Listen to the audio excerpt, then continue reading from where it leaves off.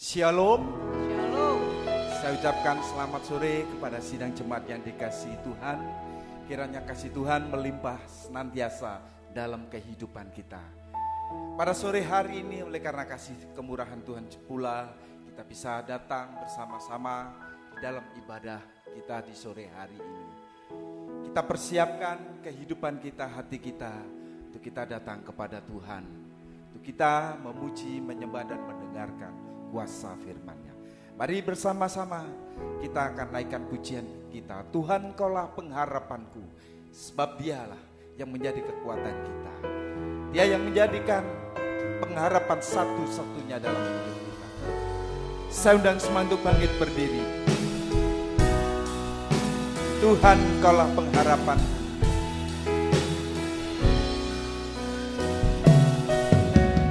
Tuhan, Kaulah pengharapanku.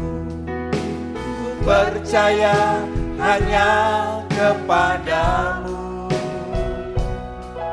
Yesus Allah perlindunganku.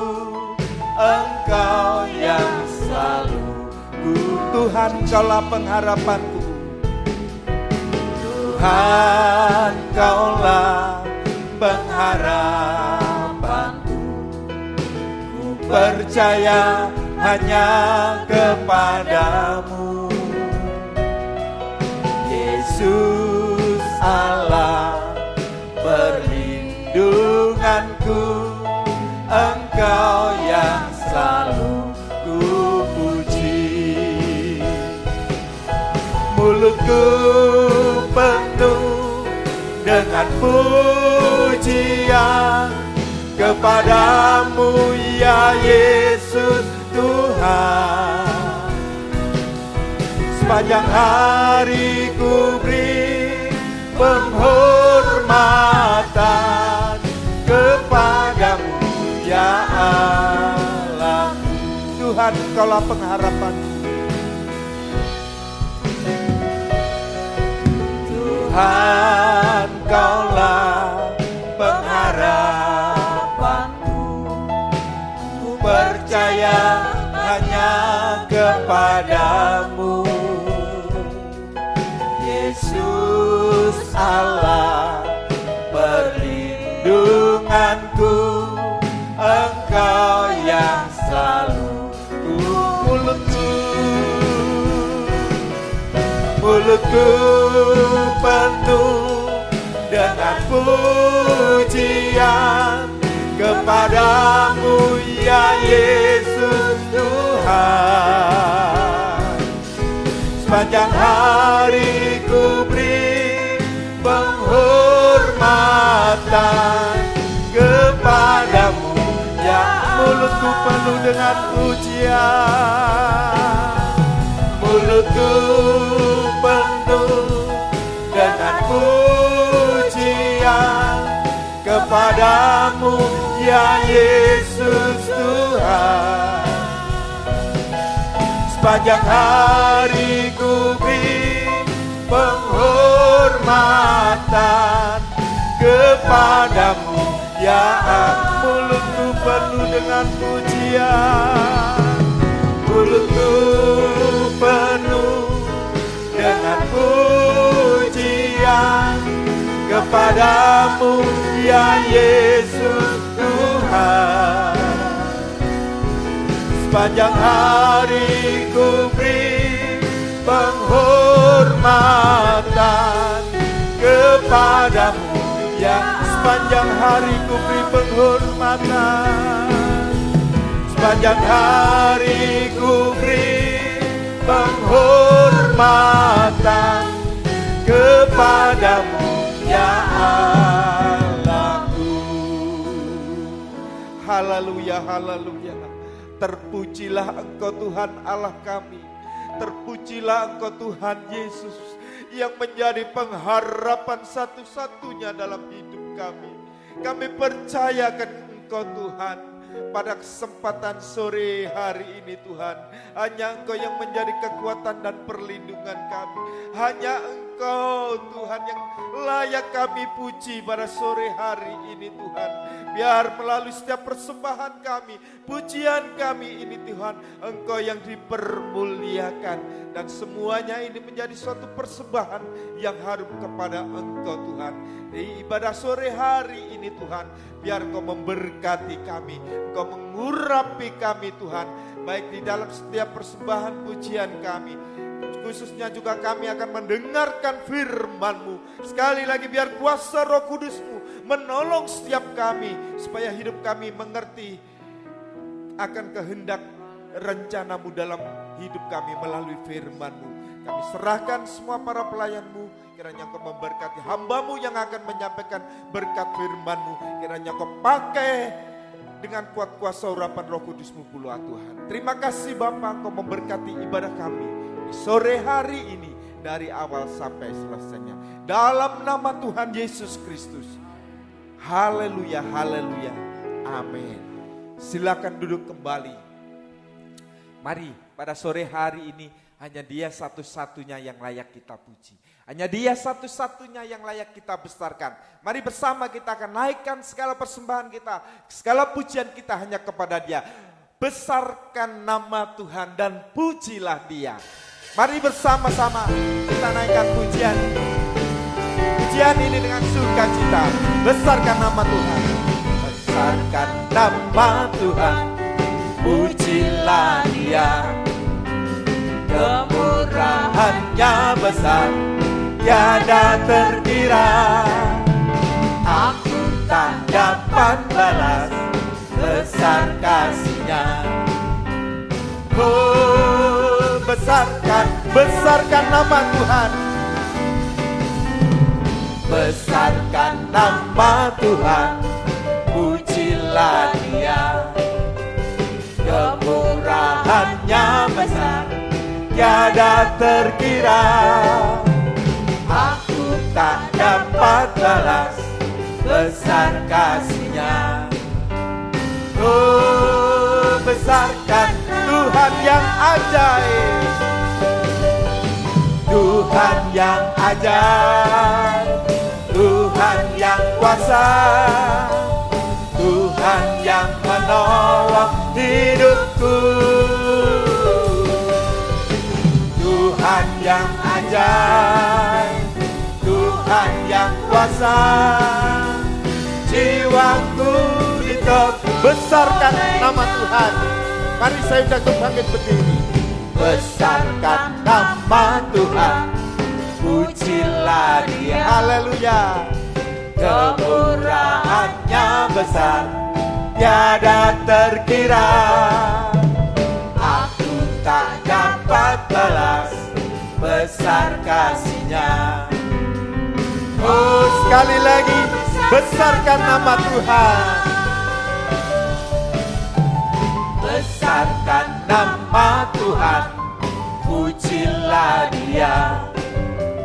Kemurahannya besar, tiada terkira. Aku tak dapat balas besar kasih-Nya. Oh, besarkan namanya. Tuhan yang ajaib. Tuhan yang ajaib. Tuhan yang kuasa. Tuhan yang menolong hidupku. Tuhan yang ajaib. Tuhan yang kuasa. Jiwaku ditebus. Tuhan yang ajaib. Tuhan yang ajaib. Tuhan yang kuasa. Tuhan yang menolong hidupku. Tuhan yang ajaib. Tuhan yang kuasa. Jiwa sekali lagi. Tuhan yang ajaib. Dengan iman kita katakan. Tuhan yang ajaib. Tuhan yang kuasa. Tuhan yang menolong hidupku. Tuhan Tuhan yang kuasa. Jiwaku ditebus olehnya. Jiwaku ditebus olehnya. Jiwaku ditebus olehnya. Haleluya, puji nama Tuhan. Silakan duduk kembali. Hanya Dia yang menjadi kekuatan dalam hidup kita. Jiwa kita yang ditebus oleh kuasa-Nya. Puji nama Tuhan. Biar kerinduan kita senantiasa akan dekat kepada Tuhan. Dan kita akan mendengar suaranya. Kita rindu seperti rusa yang merindukan aliran sungai firman Tuhan. Katakan kerinduan kita ini dengan sepenuh hati. Haleluya.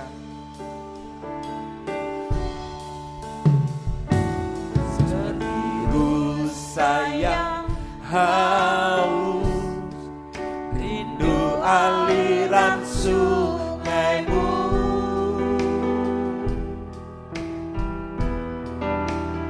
Hatiku tak tahan menunggumu. Bagai tanah gersang menantikan datangnya hujan. Bagai tanah gersang menanti datangnya hujan. Begitupun jiwaku Tuhan, begitupun jiwaku Tuhan. Hanya Engkau, hanya Engkau pribadi yang mengenal hatiku. Tiada yang tersembunyi bagimu. Seluruh isi hatiku Kau tahu, dan bawaku untuk lebih dekat lagi padamu, tinggal dalam indahnya dekapan kasih. Seperti rusa yang rindu haus akan aliran sungai. Seperti rusa yang haus rindu aliran sungaimu.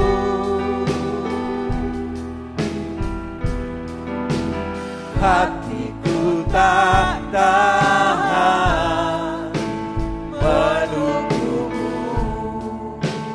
Bagai tanah gersang Tuhan, bagai tanah gersang menanti datangnya hujan.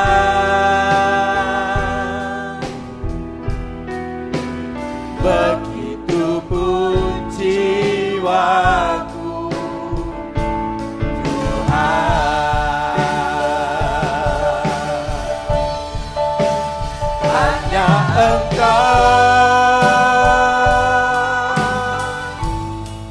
pribadi yang mengenal hatiku. Tiada yang tersembunyi bagimu. Seluruh isi hatiku Kau tahu, dan bawaku untuk lebih dekat lagi padamu, tinggal dalam dekapan. Hanya Engkau pribadi yang mengenal. Saya undang semua untuk bangkit berdiri. Hanya Engkau pribadi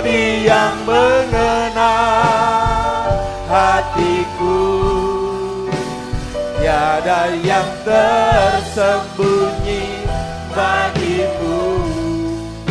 Seluruh isi hatiku Kau tahu, dan bawaku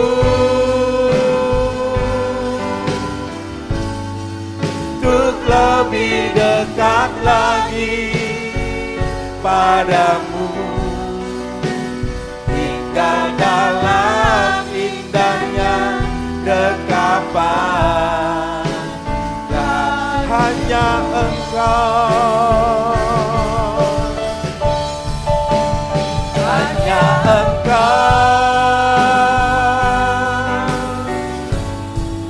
pribadi yang mengenal hatiku. Tiada yang tersembunyi bagimu. Seluruh isi hatiku Kau tahu, dan bawaku untuk lebih dekat lagi padamu, tinggal dalam indahnya dekapan. Nah, tinggal dalam indahnya dekapan kasih-Mu. Tinggal dalam indahnya tinggal dalam indahnya dekapan kasih-Mu Tuhan. Haleluya. Tinggal dalam indahnya dekapan kasih-Mu.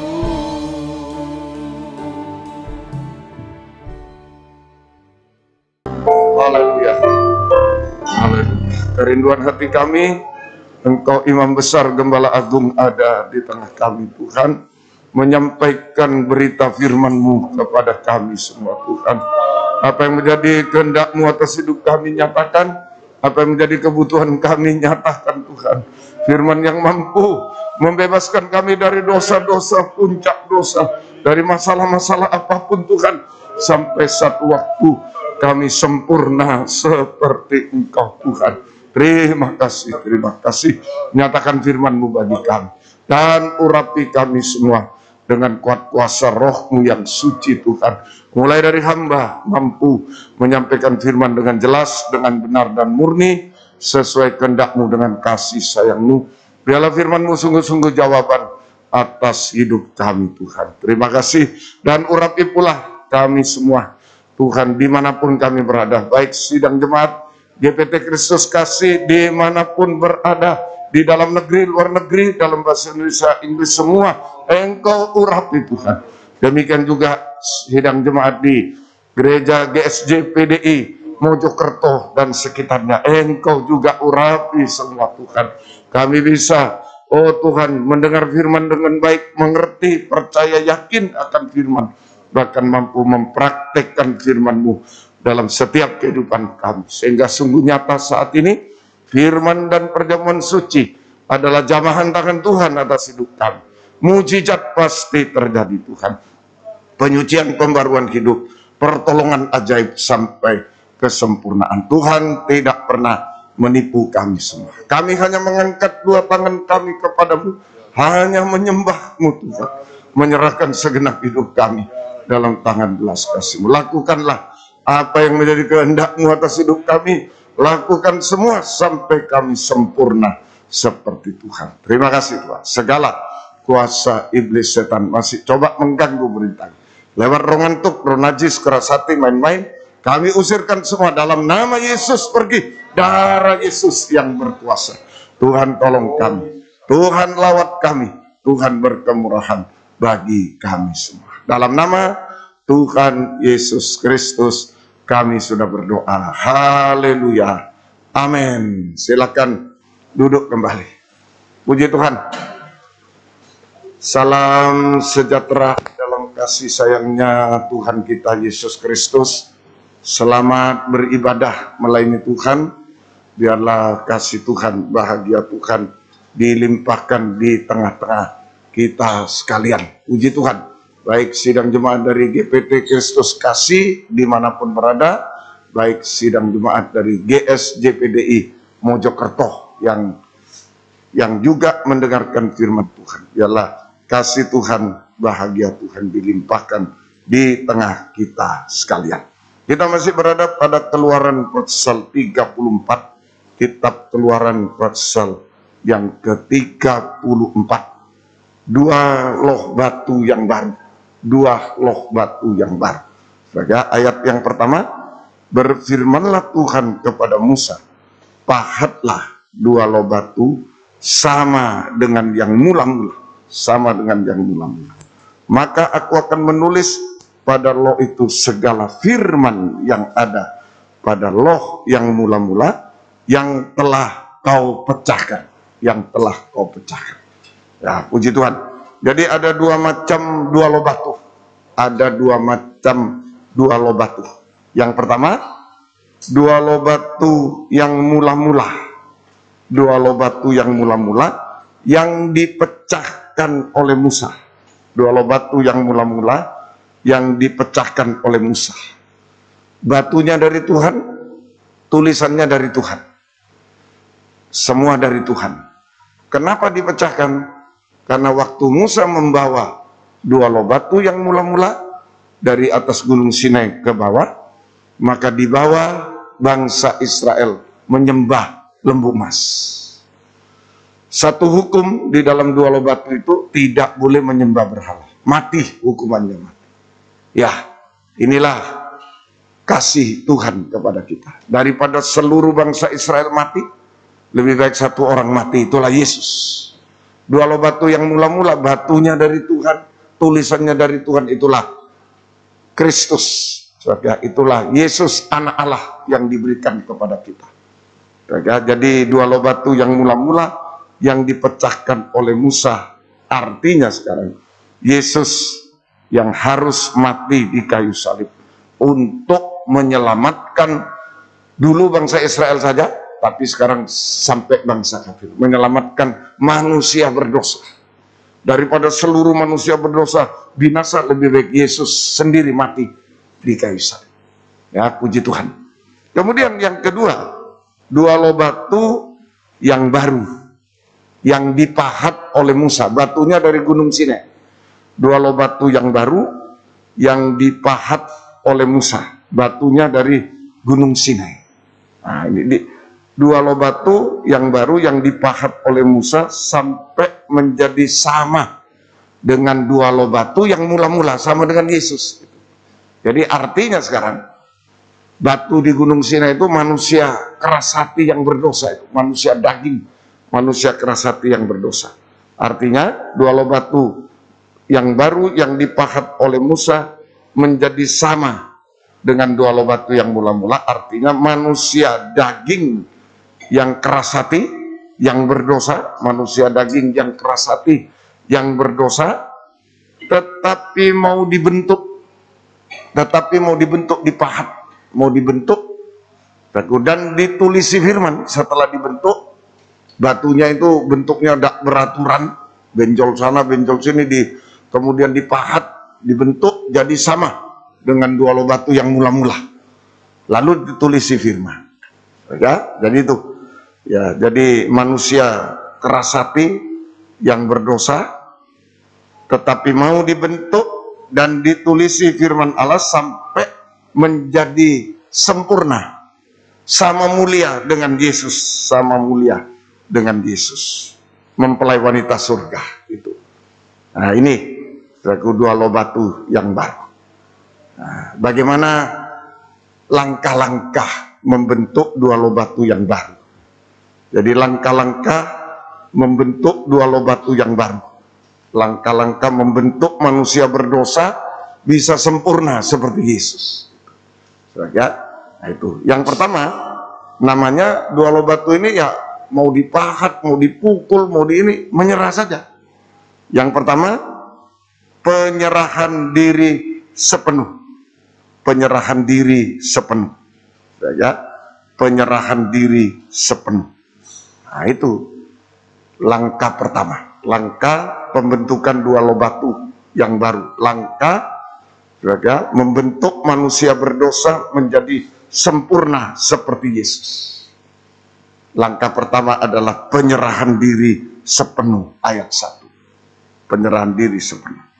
Saudara, ayat 1, berfirmanlah Tuhan kepada Musa, pahatlah 2 loh batu sama dengan mula-mula, maka aku akan menulis pada loh itu segala firman yang ada pada loh yang mula-mula yang telah kau pecahkan. Jadi, saudara, penyerahan diri sepenuh, batu ditulisi dengan 10 hukum Allah.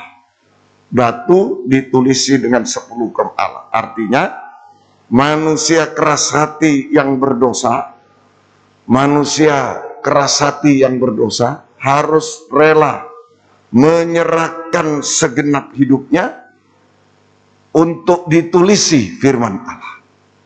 Itu batu, saudara, itu ditulisi dengan ditukik ya. Bukan cuma ditulis seperti spidol, tapi diukir, ditukik. Batu harus ditukik, ditulisi dengan 10 hukum Allah. Artinya, batu manusia keras hati berdosa harus rela menyerahkan diri sepenuh untuk ditulisi firman Allah. Nah, itulah langkahnya manusia berdosa bisa sempurna seperti Yesus. 2 loh batu yang baru bisa menjadi sama dengan yang mula-mula. Harus ditulisi firman. Seluruh hidupnya diserahkan untuk ditulisi firman. Saja, itu. Ada 3 tempat penulisan firman. Ada 3 tempat penulisan firman pada manusia. Ada 3 tempat penulisan firman. A. Ibrani 8 ayat yang ke-10. Ibrani 8 ayat yang ke-10. Maka inilah perjanjian yang kuadakan dengan kaum Israel sesudah waktu itu. Demikianlah firman Tuhan. Aku akan menaruh hukumku dalam akal budi mereka dan menuliskannya dalam hati mereka. Maka aku akan menjadi Allah mereka dan mereka akan menjadi umatku. Aku akan menuliskan firmanku dalam akal budi mereka. Ini nomor 1. A. Ada 3 tempat penulisan firman Allah. A. Akal budi, pikiran, dahi. Akal budi atau pikiran atau dahi. Di situ dituliskan firman. Kemudian B. Akal budi mereka dan menuliskannya dalam hati mereka. B. Hati. Di dalam hati. C. Ulangan 11 ayat 18. Ulangan 11 18. Inilah tempat, ada 3 tempat penulisan firman dalam setiap manusia, termasuk kita semua. Pertama di dahi, pikiran, akal budi, pikiran, dahi. Kemudian kedua di hati. Satu lagi, ulangan 11 18. Tetapi kamu harus menaruh perkataanku ini dalam hatimu, dalam jiwamu. Kamu harus mengikatkannya sebagai tanda pada tanganmu, haruslah itu menjadi lambang di dahimu. Hati, dahi sudah, tinggal di tangan. Yang C, di tangan. Nah, itu pada tangan. Itu 3 tempat penulisan firman. Akal budi, pikiran, dahi, hati, dan tangan manusia. Nah, itu. Nah, kalau kehidupan kita ditulisi dengan firman Allah, kalau kehidupan kita ditulisi dengan firman Allah pada dahi, hati, dan tangan, maka tidak ada kesempatan. Maka tidak ada kesempatan bagi antikris untuk menuliskan meterainya, cap 666, meterai 666 atau cap 666. Ya, nah itu. Kalau sudah ditulisi firman dahi, hati, tangan, antikris tidak ada tempat untuk mereka menuliskan meterainya 666, menuliskan capnya 666, tidak ada kesempatan. Nah itu saja. Wahyu 13 16 18. Wahyu 13 16 18. Ya. Dan ia menyebabkan kepada semua orang kecil atau besar, kaya atau miskin, merdeka atau hamba, diberi tanda pada tangan kanannya, pada dahinya. Yang penting apa? Tanda apa itu? Yang penting hikmat. Barang siapa bijaksana, baiklah ia menghitung bilangan binatang itu, antikris, binatang buas. Karena bilangan itu adalah bilangan seorang manusia. Bilangannya ialah 666. Sebaliknya, jika manusia tidak ditulisi firman Allah, kosong dari firman Allah, maka antikris akan memberi cap, memberi meterai 666, memberi cap 666, sehingga sehebat apapun manusia bisa menjadi sama dengan antikris. Kalau sudah dicap 666, sehebat apapun manusia bisa menjadi sama dengan antikris yang hanya dibinasakan selama-lamanya. Ah, puji Tuhan. Jadi ini rencana Tuhan yang luar biasa. Dua batu-batu yang keras di Gunung Sinai di dunia ini sudah bisa dibentuk menjadi sama dengan dua loh batu yang mula-mula, menjadi sempurna seperti itu. Asal mau ditulisi firman pada dahinya, pikirannya, pada hatinya, dan pada tangannya ditulisi firman, maka dia tidak bisa dicap, tidak bisa ditulisi antikris. Ditulisi Tuhan, tidak bisa ditulisi antikris. Tapi sebaliknya, kalau tidak mau ditulisi firman, pasti ditulisi oleh antikris dengan cap 666, menjadi sama dengan antikris yang akan dibinasakan selama-lamanya. Puji Tuhan. Lukas 13 ayat 10 sampai 11. Ini cap 666. Saja, capnya antikris 666. Pada suatu kali Yesus sedang mengajar. Satu kali Yesus sedang mengajar dalam salah satu rumah ibadat pada hari Sabat. Berarti sebelum Yesus masuk di sana tidak ada pengajaran. Baru Yesus masuk mengajar, baru ada pengajaran. Buktinya apa? Di situ ada seorang perempuan yang telah 18 tahun dirasuk roh, sehingga ia sakit sampai bungkuk punggungnya dan tidak dapat berdiri lagi dengan tegak. Nah, ini waspada. Perempuan itu gambaran gereja Tuhan. Sudah ada di bait Allah. Nah, perempuan sama dengan gereja Tuhan.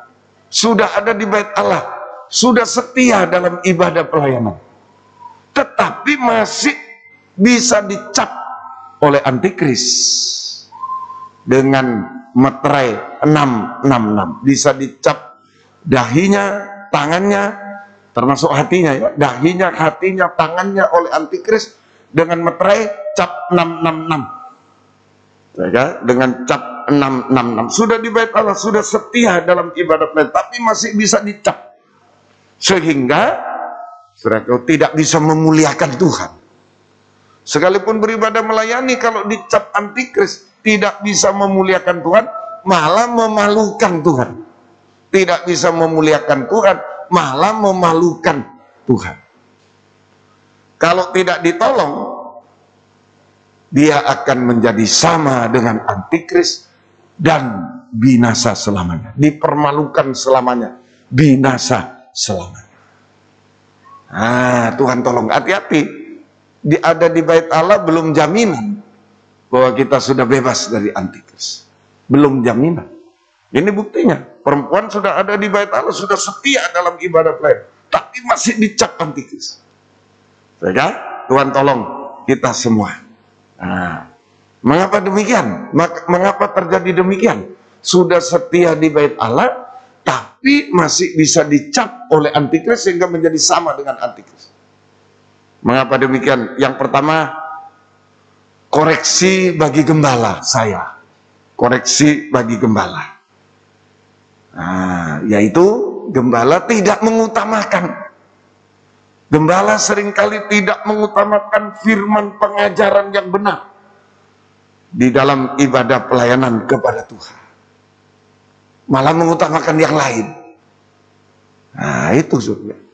Mungkin mengutamakan apa saja. Ya, itu mengutamakan nyanyian-nyanyian, mengutamakan korban-korban, luar biasa korban, tapi firman pengajaran tidak diutamakan. Nah, tanpa pengajaran itu antikris bisa. Kalau kita tidak ditulisi pengajaran firman Allah tadi, firman pengajaran benar, antikris yang menulis. Koreksi bagi gembala. Yang kedua, koreksi bagi sidang jemaat. Sebab koreksi bagi sidang jemaat, sekalipun gembala sudah memberitakan firman pengajaran yang benar, tetapi sidang jemaat keras hati sehingga menolak firman pengajaran benar dan tetap hidup di dalam dosa. Tetap hidup di dalam dosa. Nah ini, tetap hidup dalam dosa, menolak pengajaran, akhirnya tidak berubah hidupnya, sekalipun beribadah. 2 Timotius 3 itu, ayat 1 sampai 5. 2 Timotius 3, ayat 1 sampai 5. Ini modelnya ibadah akhir zaman. Tidak mengutamakan firman lagi sekarang ini. Sebab kalau firman berapa jam, berapa ini, permisi istilahnya, tidak laku gerejanya, tidak laku, tidak laku. Nah ini ketakutan seorang gembala. Daripada tidak laku, ya lebih baik ya tidak usah firman.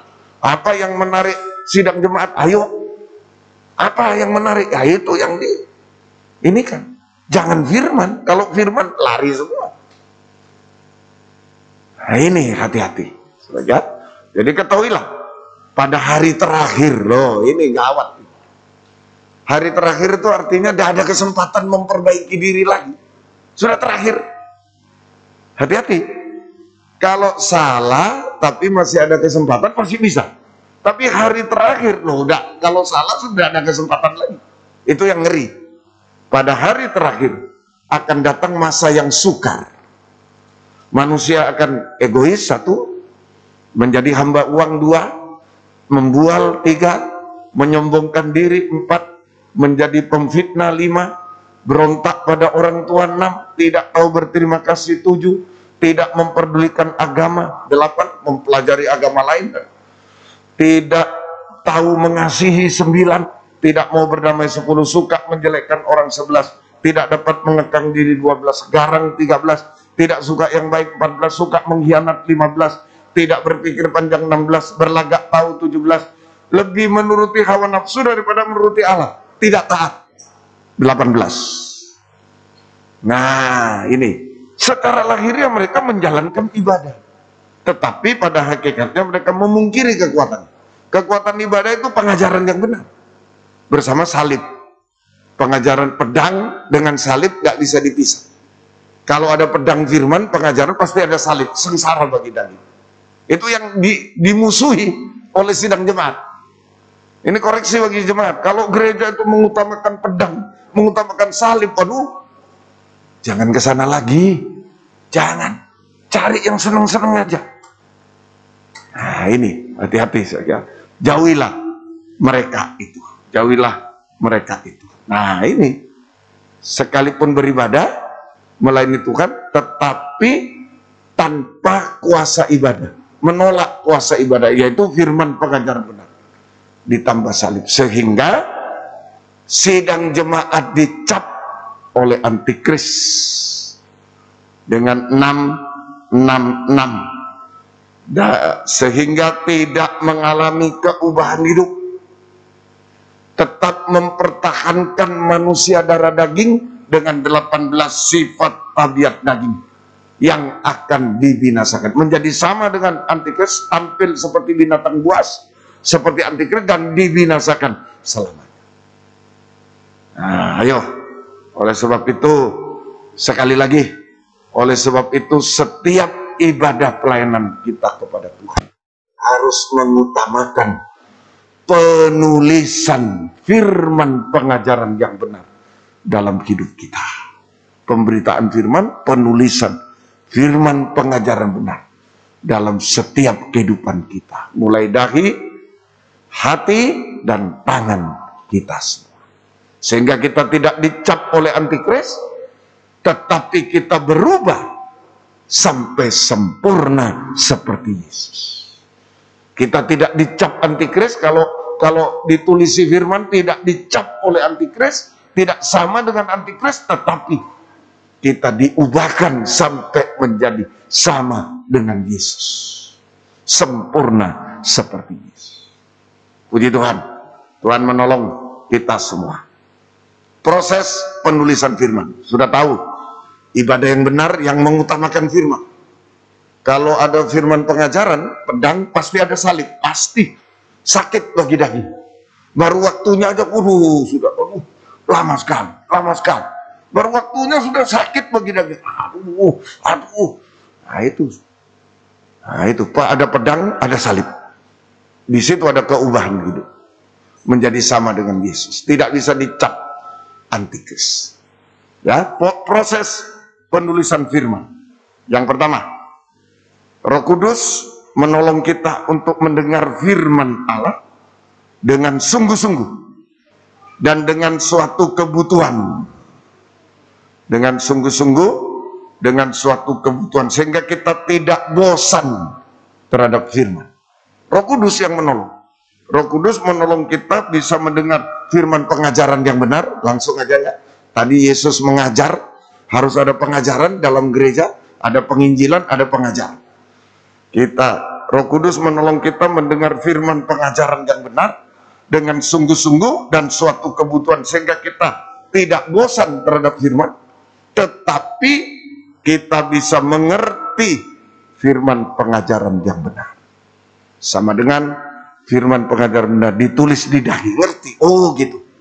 Oh, ibadah yang benar itu mengutamakan penulisan firman pengajaran. Kalau enggak, antikris yang nulis. Tinggal pilih. Kalau kita mengutamakan yang lain, apa saja bentuknya, nyanyian, apa, berkorban, luar biasa berkorban, apa saja. Yang baik, tentu baik. Tapi kalau tidak ada penulisan firman, tidak ada ampun. Antikris yang menulisnya. Bisa paham, ya? Nah, tapi kalau kita ditulisi firman, baru kita bisa berkorban, memuji Tuhan, aman. Kita aman. Ya, Tuhan tolong kita semua. Semoga kita bisa mengerti. Nah ini, kita bisa mengerti, dahi ditulisi firman. Firman pengajaran benar ditulis di dahi kita, sama dengan firman pengajaran yang benar menjadi pengertian bagi kita, menjadi pengertian dalam hidup kita, menjadi pengertian dalam hidup kita. Nah ini, ngerti kita. Begitu ditulisi, ngerti, menjadi pengertian. Hidup itu mengerti. Nah, kalau enggak, bahaya. Baru kebenaran enggak ngerti. Kalau kita enggak ditulisi firman, baru kebenaran sudah salah. Jadi kebenaran sendiri. Ayub 32 ayat 1 dan 2. Kalau kita tidak ditulisi firman, kosong dari firman pengajaran, dahi kosong, tidak ngerti, tidak ini. Malah kebenaran itu yang dikira benar itu ya kebenaran diri sendiri itu. Salahkan Tuhan, salahkan orang lain, aku paling benar. Nah ini tidak ngerti firman. Tapi kalau ngerti lain, wah saya masih banyak salah. Nah itu orang ngerti. Tapi kalau tidak ngerti, oh itu salah, Tuhan salah. Alkitab salah. Nah itu, mari. Maka ketika orang itu menghentikan sanggahan mereka terhadap Ayub karena ia menganggap dirinya benar. Lalu marahlah Elihu bin Barachel orang Bus dari kaum Ram. Ia marah terhadap Ayub karena ia menganggap dirinya lebih benar daripada Allah. Oh, coba. Ayub ini, kalau tidak ditulisi firman, biar Ayub hebat, jasmani rohani dia hebat, tapi kalau tidak ditulisi firman, baru kebenarannya dia tidak ngerti. Tidak ngerti. Saudara, jadi ini, kalau kita kosong dari firman pengajaran yang benar, tidak punya pengertian, kosong dari firman pengajaran benar sama dengan tidak punya pengertian, tidak punya pengertian rohani, maka pasti memakai kebenaran diri sendiri. Pasti memakai kebenaran diri sendiri, yaitu menutupi dosa dengan cara menyalahkan orang lain, menyalahkan Tuhan, menyalahkan pengajaran yang benar. Baga, itu seringkali sampai pun sudah ditulis di Alkitab umpama tidak boleh kawin cerai. Tuh, itu lihat firmannya, tidak ada kasih. Masih muda orangnya, sudah cerai, masa tidak boleh kawin lagi? Tidak ada kasih itu. Loh, firman disalahkan. Itu tidak punya pengertian akan firman pengajaran benar. Dia pasti menyalahkan orang lain, menutupi dosa, menyalahkan orang, menyalahkan Tuhan, menyalahkan pengajaran yang benar. Tidak punya pengertian. Nah ini, saudara, hati-hati. Yakobus 1, 19, 20. Ini bukti kalau mengerti firman pengajaran benar. Kalau ditulisi tadi, dahinya kita menjadi pengertian, kita ngerti firman pengajaran benar, atau firman pengajaran menjadi pengertian, ada buktinya juga. Kalau tidak ada pengertian, tidak ditulisi, ada buktinya, kebenaran diri sendiri. Tapi kalau ditulisi, ada pengertian firman, ada buktinya. Hai saudara yang kukasih, ingatlah hal ini, setiap orang hendaklah cepat untuk mendengar, tapi lambat untuk berkata, lambat untuk marah. Sebab amarah manusia tidak mengerjakan kebenaran di hadapan Allah. Nah, ini bukti. Kalau kita mengerti firman pengajaran benar, atau firman pengajaran benar ditulis di dahi, menjadi pengertian rohani dalam hidup kita. Buktinya, pertama, tidak merasa benar sendiri. Jelas. Tidak merasa benar sendiri. Sehingga selalu koreksi diri. Orang kalau mau koreksi diri itu ngerti firman. Tapi kalau tidak mau koreksi diri, sudah diberitahu begini. Wah ini, ngengkel terus, ngengkel dia, bahasa Jawa. Terus, nah ini tidak ngerti firman. Tidak ngerti firman. Tapi kalau kita ngerti firman, kita tidak merasa benar sendiri, sama dengan selalu koreksi diri. Bisa ditegur, bisa dinasihati. Ada orang, ditegur, wah ngamuk. Dinasihati nggak mau, belas, nggak mau, nggak dianggap. Nah ini namanya nggak ada pengertian, nggak ngerti firman pengajaran benar. Nggak ngerti. Cuma orang lain yang disalahkan. Itu saja. Kemudian kedua, lambat untuk berkata-kata. Banyak berdiam diri. Lambat berkata-kata. Banyak berdiam diri. Lambat untuk marah. Lambat untuk marah, lambat untuk emosi, sama dengan sabar. Lambat untuk marah, lambat untuk emosi, sama dengan sabar. Ini belajar sabar, saya juga belajar sabar. Itu bukti kita ditulisi firman, ngerti. Oh ngerti pengajaran. Gak ada kebenaran sendiri, yang ada koreksi diri. Jangan aku salah, tolong Tuhan. Jangan saya salah. Bisa ditegur dia. Kalau ditegur dia rasakan, oh iya betul. Terima kasih ya, terima kasih. Nah itu, kalau umpama dia ditegur tapi dia rasa tidak salah, ya dia tidak marah. Salah kamu, tidak begitu. Nah, begitu. Bisa ditegur, dinasihat. Lambat berkata-kata, banyak berdiam diri, dan lambat untuk marah, sabar. Itu ngerti firman. Ya, saja semoga kita bisa mengerti, saudara. Tuhan tolong kita semua. Tetapi hati-hati juga mendengar firman sering dengan kekuatan sendiri, mengandalkan kepandaian, tidak mengandalkan Roh Kudus, mengandalkan kepandaian, pengalaman dan lain, sehingga firman pengajaran menjadi pengetahuan. Nah ini hati-hati. Ya waspada. Ada hamba Tuhan pelayan Tuhan yang mendengar firman pengajaran benar tanpa urapan Roh Kudus. Tidak bergantung pada Roh Kudus, tapi bergantung pada kemampuan sendiri. Merasa pandai, merasa pengalaman, merasa kaya, dia orang kaya, aku orang kaya mau dengar firman, wow, dan seterusnya, merasa semua. Maka firman pengajaran yang benar menjadi pengetahuan, bukan pengertian. Menjadi pengetahuan, bukan pengertian. Buktinya 1 Korintus 8 ayat 1. Ini menjadi pengetahuan, bukan pengertian. 1 Korintus 8 ayat 1. Tentang daging persembahan berhala kita tahu. Kita semua mempunyai pengetahuan. Pengetahuan demikian membuat orang jadi sombong. Tapi kasih membangun. Beda. Kalau firman menjadi pengertian, ditolong oleh Roh Kudus, kita menjadi pengertian, maka kita makin merendahkan diri. makin koreksi diri, saya yang salah.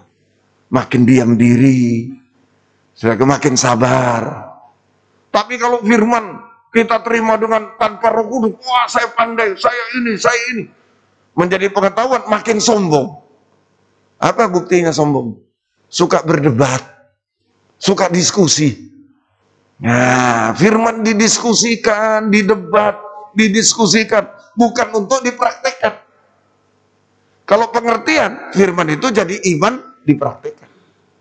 Tapi kalau pengetahuan, jangankan dipraktekkan, jadi iman aja enggak. Dia berdebat terus, berdiskusi tuh. Ayo kita diskusi, ayo kita debat. Wah, itu pengetahuan. Menjadi orang sombong tanpa kasih. Ya, hati-hati. Kalau firman dipraktekkan itu kasih. Kalau sombong tidak praktek tanpa kasih. Tuhan tolong kita semua. Ini pertama, hati-hati. Jadi proses penulisan firman pengajaran mendengar sampai mengerti, ditulis di dahi. Pertama, oleh bantuan Roh Kudus, pertolongan Roh Kudus. Manusia tidak bisa apa.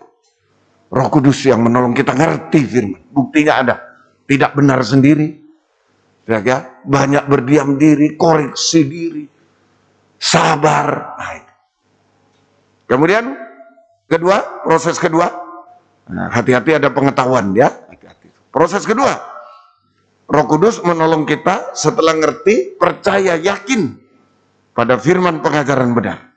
Roh Kudus menolong kita untuk percaya, yakin pada firman pengajaran yang benar. Ini. Sehingga menjadi iman, sehingga menjadi iman di dalam hati. Firman pengajaran benar menjadi iman dalam hati, ditulis di hati, ditukik di hati. Itu. Jadi setelah ngerti, Roh Kudus kerja lagi. Roh Kudus menolong kita untuk percaya yakin pada firman pengajaran yang benar. Sehingga menjadi iman di dalam hati, ditulis di dalam hati. Galatia 2:16. Kalau ada iman dalam hati, kita bisa hidup benar. Iman itu rem. Seperti mobil ada remnya. Kalau mau nabrak, rem. Mau berbuat dosa, rem. Itu iman. Sehingga kita hidup benar. Dulu ada punya rem. Kalau tidak mau dengar firman, tidak punya rem, remnya blong.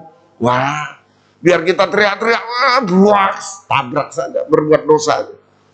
Tapi kalau ada iman lain, sudah ada rem. Galatia 2 ayat yang ke-16. Kamu tahu bahwa tidak seorang pun yang dibenarkan oleh karena melakukan hukum Taurat, tapi hanya oleh karena iman dalam Kristus Yesus. Sebab itu kami pun telah percaya pada Kristus Yesus supaya kami dibenarkan oleh karena iman dalam Kristus dan bukan oleh karena melakukan hukum Taurat. Sebab tidak ada seorang pun yang dibenarkan oleh karena melakukan hukum Taurat. Jadi iman di dalam hati, iman di dalam hati, iman kepada Yesus di dalam hati membenarkan orang berdosa. Sehingga bisa hidup dalam kebenaran. Bisa hidup dalam kebenaran. Nah, ini saja. Jadi iman kepada Yesus di dalam hati membenarkan orang berdosa. Sehingga kita bisa hidup dalam kebenaran. Hidup dalam kebenaran. Sama dengan kita diselamatkan. Hidup dalam kebenaran, kebenaran itu senilai dengan keselamatan, kita diselamatkan. Nah itu, buang yang tidak benar. Kalau kita mempertahankan yang tidak benar, sudah tahu tidak benar kita pertahankan, hilang keselamatan. Nah, hati-hati. Ya. Oleh sebab itu kita harus membuang segala yang tidak benar. Kalau kita mempertahankan yang tidak benar, itu namanya gugur dari iman. Mempertahankan yang tidak benar, ada dosa, gugur dari iman. Mempertahankan yang tidak benar, ada ajaran palsu, sudah tahu ini. Oh, kawin cerai tidak boleh, tapi kita tetap di situ. Ajaran palsu, mempertahankan ajaran palsu, gugur dari iman. dan hilang keselamatan, binasa. Itu istilah gugur dari iman. Ada yang tidak benar. Ada dosa-dosa dipertahankan, ada ajaran palsu dipertahankan, ada kebimbangan dipertahankan. Nah itu semua. Itu gugur dari iman dan kehilangan keselamatan, binasa.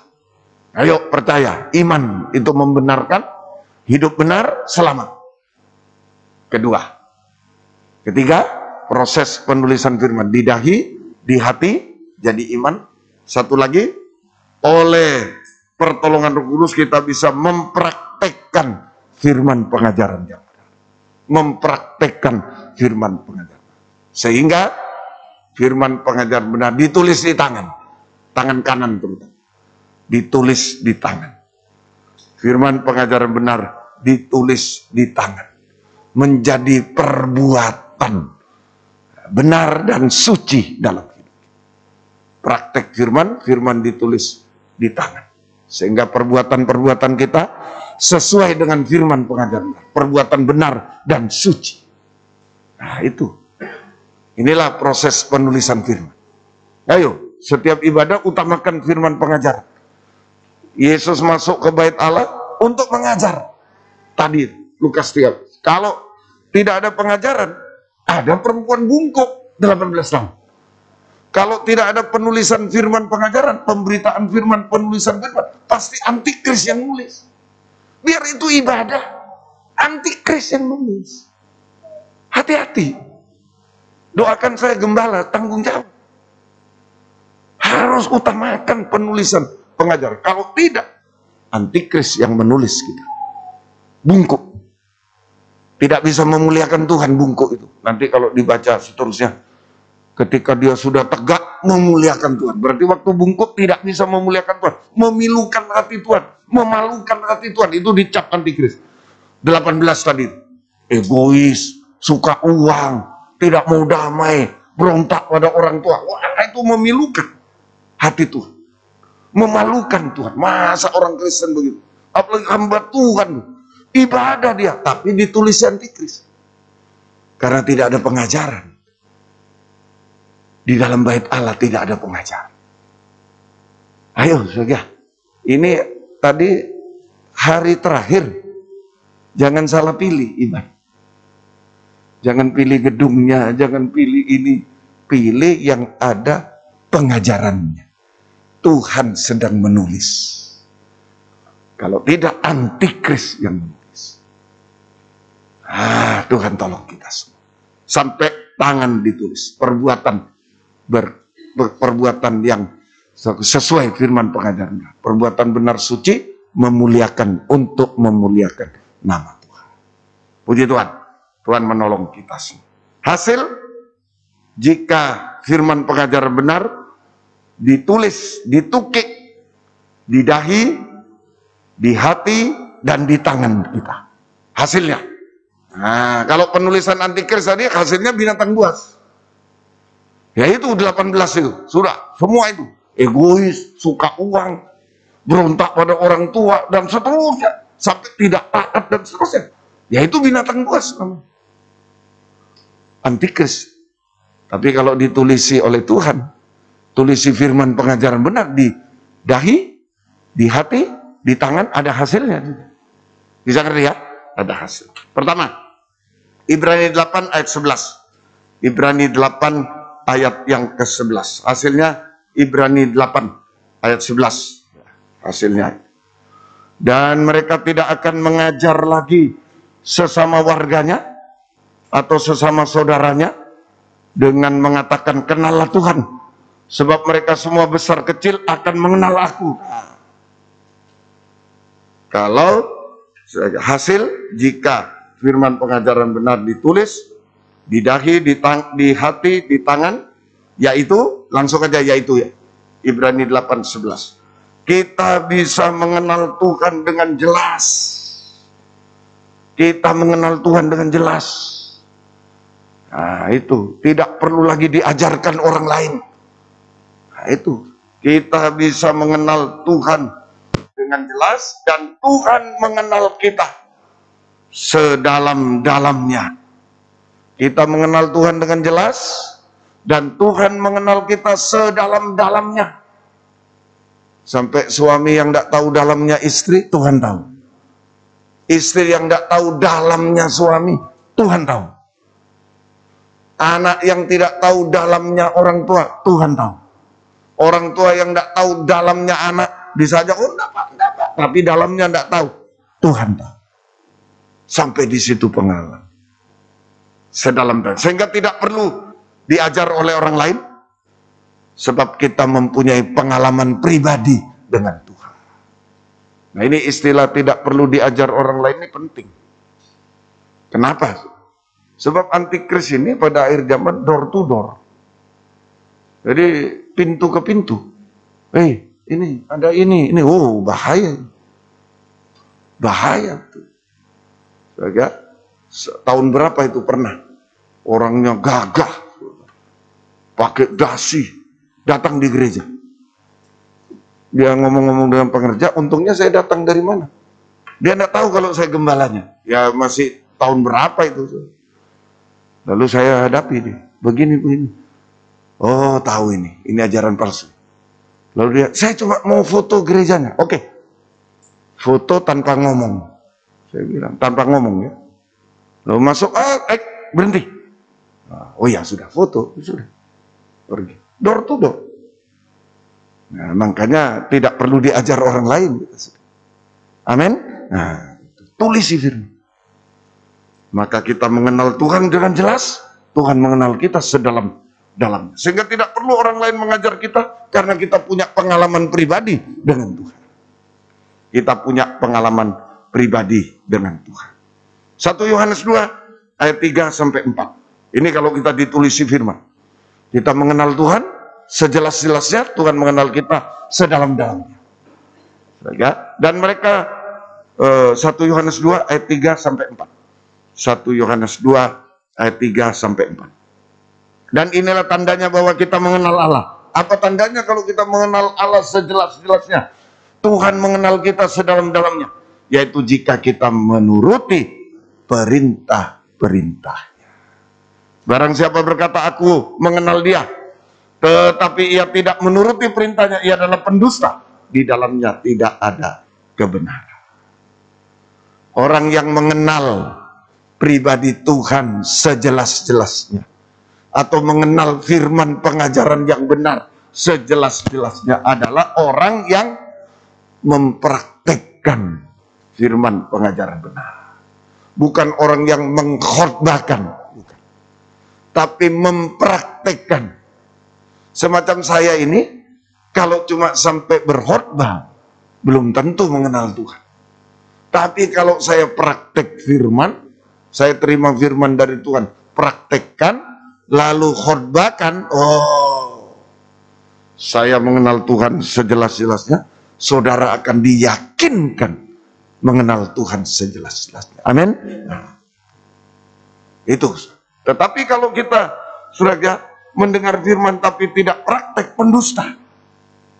Pendusta. Semakin praktek, semakin jelas mengenal Tuhan. Tidak bisa ditipu lagi. Semakin praktek, semakin jelas mengenal Tuhan. Tidak bisa ditipu. Semakin praktek, sudah semakin jelas. Tetapi kalau mengaku mengenal Tuhan tapi tidak praktek pengajaran benar, pendusta. Itulah mengenal Tuhan itu sampai praktek. Mengenal Tuhan, mengenal pengajaran benar, sampai jadi praktek. Makin praktek, makin jelas, tidak bisa ditipu. Salah satu contoh kecil-kecilan.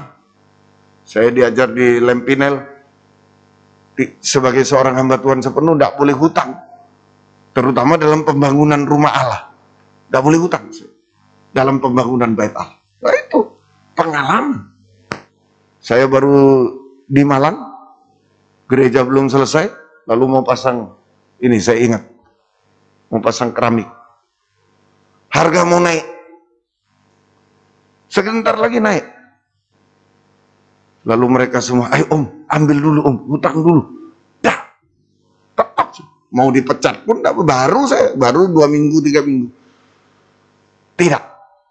Loh, oh naik ini, nanti kita tidak bisa pasang. Tidak, tetap tidak. Ada jalan tengah. Jangan ambil dulu, store uang dulu. Kita store beberapa kali dulu, baru ambil. Saya mau. Store dulu. Store, lalu ambil. Mulai ambil. Selesai, saya telepon tokonya. Om, ini gereja Simpang Berudun. Oh iya Pak. Bagaimana? Masih kurang berapa kita? Wah, sudah lebih Pak. Pengalaman. Menjadi pengalaman. Praktek firman menjadi pengalaman. Sampai hari ini nggak mau saya utang. Untuk pembangunan rumah. Terutama. Nah, itulah praktek firman. Nggak usah diajar lagi. Amin. Nggak usah diajar. Tidak usah diajar lagi. Sehingga Tuhan tolong kita semua. Praktek firman mengenal Tuhan sejelas-jelasnya. Inilah hasilnya ditulis firman, mengenal Tuhan sejelasnya. Tuhan mengenal kita sedalam-dalam. Ya, Tuhan tolong kita semua. Kita praktek firman, makin praktek makin jelas. Makin dikenal oleh Tuhan sedalam-dalam. Tingkatan mengenal Tuhan. Nah, sudah mengenal Tuhan jelas, masih ada tingkatannya. Mengenal Tuhan masih ada tingkatannya. Pertama, Matius 11:19. Tingkatan mengenal Yesus ya, mengenal Tuhan Yesus. Yang pertama Matius 11 ayat yang ke-19. Matius 11 ayat 19. Kemudian anak manusia datang, Yesus, ia makan dan minum, mereka berkata, lihatlah, ia seorang pelahap peminum, sahabat pemungut cukai dan orang berdosa, tapi hikmat Allah dibenarkan oleh perbuatan. Mengenal Yesus sebagai sahabat orang berdosa. Ini nomor satu. Kalau kita ditulisi firman, pengajaran yang benar, kita bisa mengenal Yesus sebagai sahabat orang berdosa. Dia sahabatnya orang berdosa. Maksudnya apa? Bukan dia elus-elus ya, tidak apa-apa kamu berdosa ya, terus berdosa. Bukan, ada maksudnya. Sahabat pemungut cukai, sahabat orang berdosa. Mengenal Yesus, sahabat orang berdosa. Artinya, sekalipun kita orang berdosa, tadi seperti batu di Gunung Sinai, batu keras, sekalipun kita manusia keras hati yang berdosa, tapi jika mau ditulisi firman pengajaran benar, mau mendengar pengajaran benar, mau ditulisi pengajaran benar, maka kita bisa mengenal Yesus sebagai sahabat orang berdosa. Sahabat orang berdosa. Syaratnya, syarat menjadi sahabat Yesus orang berdosa. Nah, bagaimana syaratnya syarat menjadi sahabat Yesus orang berdosa? Sahabat Yesus, mengenal Yesus sebagai sahabat orang berdosa. Syarat menjadi sahabat, bagaimana kalimatnya? Syarat menjadi sahabat Yesus orang berdosa. Mengenal syarat menjadi sahabat Yesus, sahabat orang berdosa. Nah, itu sahabat Yesus sama dengan sahabat orang berdosa. Syaratnya. Nah, dari pemberitaan firman menunjuk dosa. Nah, ini di sini. Bukan mengelus. Firman pengajaran lewat pemberitaan firman pengajaran yang menunjuk dosa. Lewat pemberitaan firman pengajaran yang benar yang menunjuk dosa-dosa. Maka kita sadar akan dosa. Menyesali dosa-dosa. Dan mengakui dosa kepada Tuhan sesama. Mengakui dosa kepada Tuhan vertikal sesama. Nah, saat itu Ibrani 8 ayat 12. Tuhan berbelas kasih. Ini sahabat orang berdosa. Maksudnya bukan mengelus, gak apa-apa kamu sudah ya berbuat dosa terus, gak apa-apa. Nah, banyak kita begitu. Terutama hati-hati ya, orang tua kepada anak. Seringkali tidak tega. Anak berbuat dosa, ya sudahlah. Mau apa lagi? Ya sudah, biar aja. Loh, tanggung jawab itu. Gembala pada jemaat juga. Daripada keluar, daripada ini, ya sudahlah, enggak apa-apa. Enggak bisa. Enggak bisa. Itu bukan sahabat orang berdosa. Mengenal Yesus, sahabat orang berdosa, bukan demikian. Bukan. Kalau mengenal Yesus, sahabat orang berdosa, lewat pemberitaan firman kita sadar, menyesal, mengakui dosa. Maka, sebab aku akan menaruh belas kasih terhadap kesalahan mereka, dan tidak lagi mengingat dosa mereka. Maka Yesus berbelas kasih untuk mengampuni segala dosa kita dan melupakan segala dosa kita. Ini dari pihak Tuhan. Mengampuni dan melupakan segala dosa. Seperti kita belum pernah berbuat dosa. Nah, itu pengampunan. Dan itu dari pihak Tuhan. Dari pihak kita, dari pihak kita jangan berbuat dosa lagi. Jangan berbuat dosa lagi. Sama dengan bertobat, sama dengan mati terhadap dosa. Ini pengenalan pertama. Kalau kita ditulisi firman, dahi, hati, tangan, kita bisa mengenal Yesus sejelas-jelasnya. Yesus mengenal kita sedalam-dalamnya. Semakin praktek firman, semakin jelas mengenal. Ada tingkatannya mengenal. Yaitu pertama, mengenal Yesus sebagai sahabat orang berdosa. Nah, itu mengenal Yesus. Syarat menjadi sahabat Yesus sama dengan sahabat orang berdosa. Yaitu lewat pemberitaan firman pengajaran benar yang menunjuk dosa. Membuat kita sadar, menyesal. Tuhan ampuni, lupakan, kita jangan berbuat dosa lagi. Bertobat, mati terhadap dosa. Masih ada sahabat kedua, sahabat Allah saja. Yakobus 2:23. Masih tentang sahabat. Sahabat Yesus, syarat menjadi sahabat Yesus. Nah, yang pertama sahabat Yesus sama dengan sahabat orang berdosa. Yang kedua sahabat Yesus saja, sahabat Tuhan. Dengan jalan demikian genaplah nas yang mengatakan, lalu percayalah Abraham kepada Allah, maka Allah memperhitungkan hal itu kepadanya sebagai kebenaran. Karena itu Abraham disebut sahabat Allah. Jadi ketika Tuhan berjanji, nanti keturunanmu seperti pasir, seperti bintang, seperti tanah, semua. Abraham percaya. Maka ketika ayat di atasnya, Tuhan perintahkan Ishak dipersembahkan, dikorbankan. Abraham percaya. Padahal ini keturunannya ya dari Ishak ini. Tapi dites oleh Tuhan. Diuji. Sembelih anak. Ya habislah keturunan. Tidak. Sembelih. Tetap. Keturunan itu disebut sahabat Allah, kebenaran. Jadi ini setelah sahabat orang berdosa, Abraham menjadi sahabat Allah karena percaya pada janji Allah, karena percaya kepada janji Allah tentang keturunannya. Saudara, sekalipun dites untuk mempersembahkan Ishak, sama dengan ya menyembelih Ishak, dites. Kan Tuhan berjanji, keturunanmu seperti bintang, seperti tanah, seperti pasir. Lah, ini anak perjanjian itu Ishak, tapi suruh bunuh, habislah. Tapi Abraham percaya. Nah, ini saudara. Jadi Abraham tetap percaya pada janji Tuhan tentang keturunannya, sekalipun harus mempersembahkan Ishak. Sehingga Abraham hidup dalam kebenaran. Abraham hidup dalam kebenaran. Sama dengan menjadi sahabat Allah tadi. Abraham menjadi sahabat Allah. Nah, kita juga setelah menjadi sahabat Yesus, sahabat orang berdosa,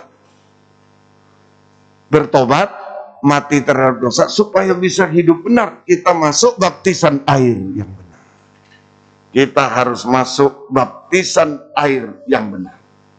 Yaitu orang yang percaya Yesus dan bertobat, mati terhadap dosa, harus dikubur dalam air bersama Yesus, dikubur dalam air bersama Yesus, sehingga bangkit dari dalam air, keluar dari dalam air, kuburan air bersama Yesus, maka langit terbuka. Kita hidup baru, hidup surgawi, hidup dalam urapan Roh Kudus, yaitu hidup dalam kebenaran. Ini yang disebut sahabat Yesus, sahabat Allah. Sahabat Yesus, sahabat orang berdosa. Ini sahabat Yesus, sahabat Allah. Hidup benar. Menyesali dosa tadi, mengakui, bertobat, sampai hidup benar. Baptisan air. Nanti sesudah ini ada baptisan air. Saudara yang tergerak untuk dibaptis, silakan. Saya melayani. Gampang di situ, jalan, plung, sudah selesai.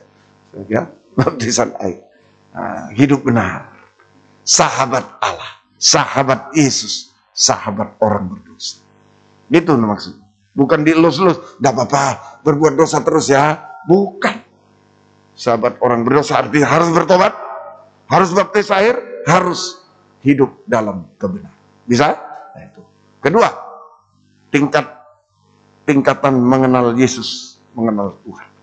Kalau ditulis di firman, kita mengenal Yesus sejelasnya, Yesus mengenal kita sedalamnya. Ada tingkatan. Satu, mengenal Yesus sahabat orang berdosa. Yang kedua, mengenal Yesus sebagai tunangan. Sebagai tunangan. Mengenal Yesus sebagai sahabat orang berdosa ini, ya kalau hubungan suami istri mulai pacaran gitu. Sahabat, bersahabat, berpacaran. Setelah itu ditingkatkan tunangan. Mengenal Yesus sebagai tunangan. 2 Korintus 11 ayat 1 sampai 4. 2 Korintus 11 ayat 1 sampai ayat yang keempat. Alangkah baiknya jika kamu sabar terhadap kebodohanku yang kecil itu, memang kamu sabar terhadap aku.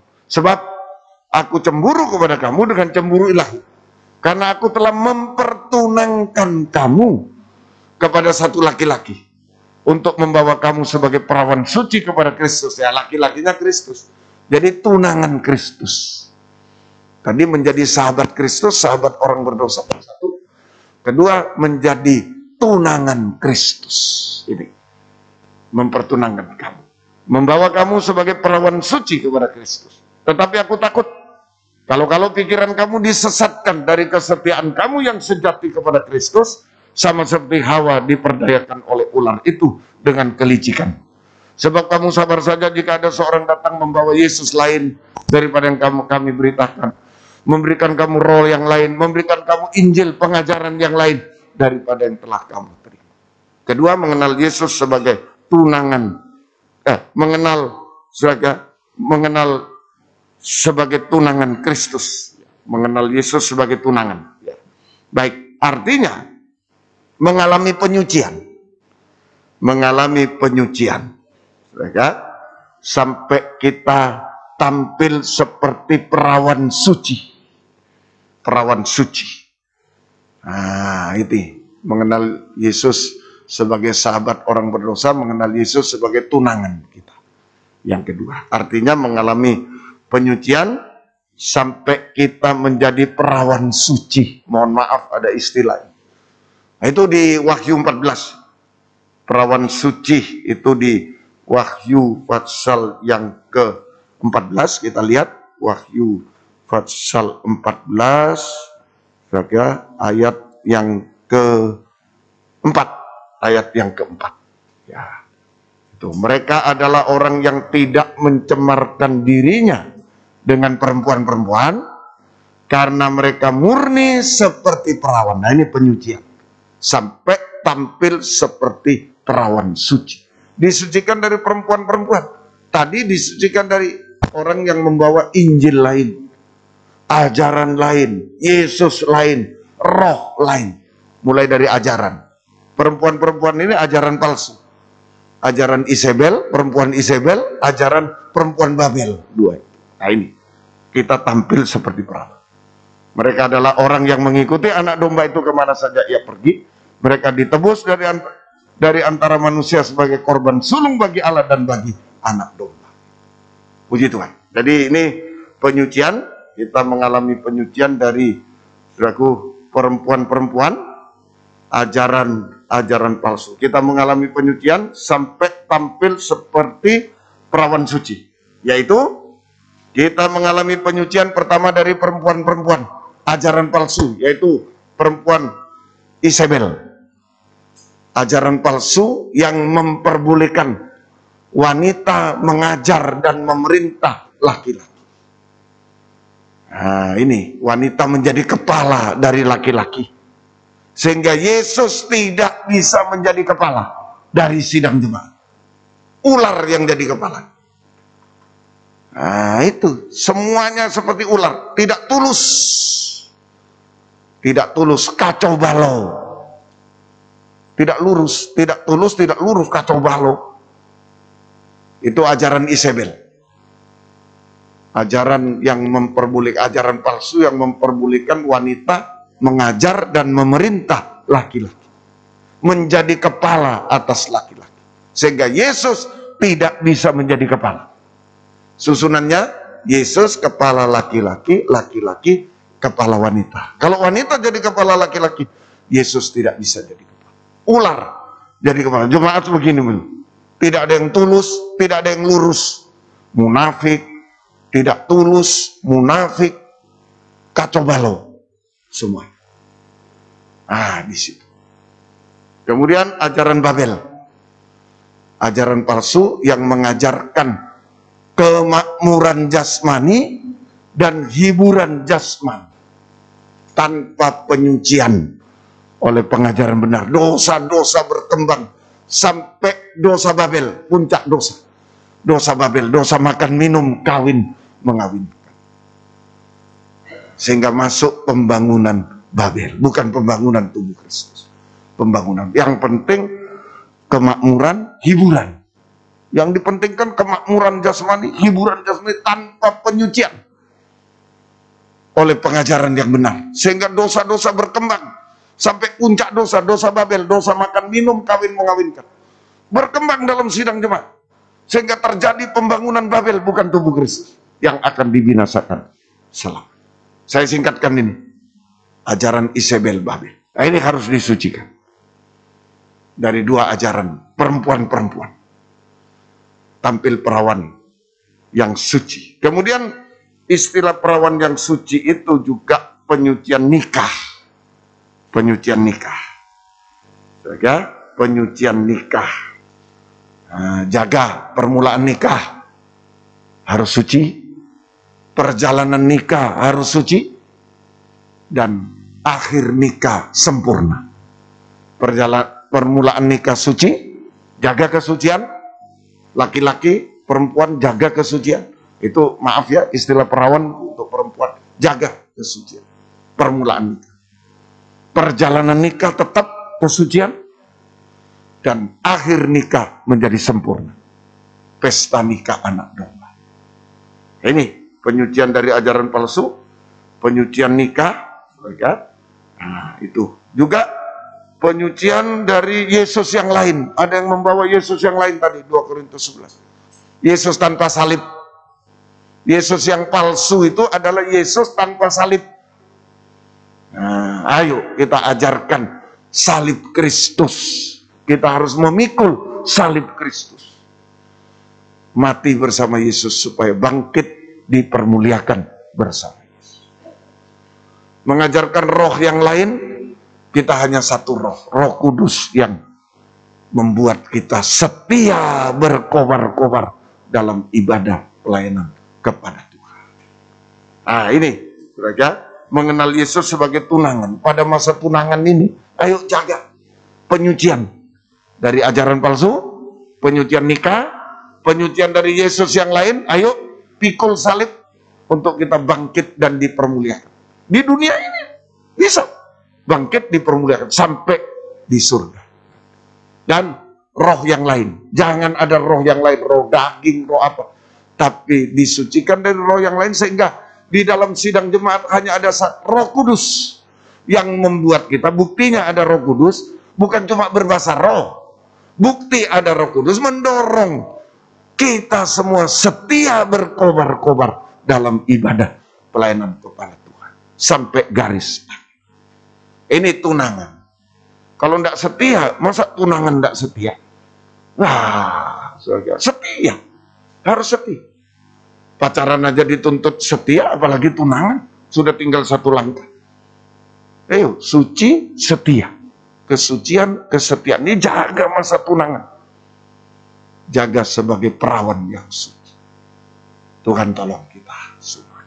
Kemudian satu lagi, kalau kita sudah hidup suci, dipakai dalam pembangunan tubuh Kristus. Efesus 4, 11, 12. Mari, masih tunangan. Saat tunangan ini, biarlah kita semua dipakai dalam gerakan hujan akhir, pembangunan tubuh Kristus, semua dipakai.